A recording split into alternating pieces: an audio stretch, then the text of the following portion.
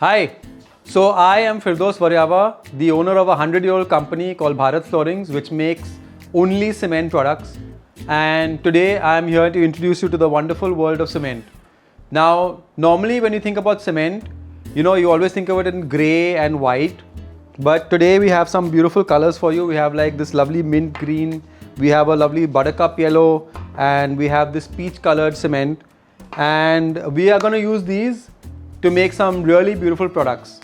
And not many people know, but cement is a really revolutionary material. I mean, before cement came along, people were using limestone, they used clay, they used like mud, and then cement has revolutionized the way that we actually construct things, the way we make things. Because of the fact that you can mix it with water, it produces a chemical reaction, and then this chemical reaction hardens the material and you get this beautiful material.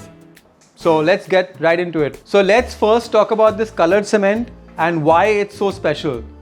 I mean, everybody knows that you get cement in the market which is like grey or it's white. But the reason why you only get grey cement and white cement is because cement is really difficult to color. And what we do in our company is that we have this really time consuming process where basically we take like pigments. So this is like an organic green pigment, and then we put it inside this giant machine which kind of like rolls round and round with thousands of steel balls that kind of like smash the pigment and the cement together, and then at the end of about 4 hours you get like a color.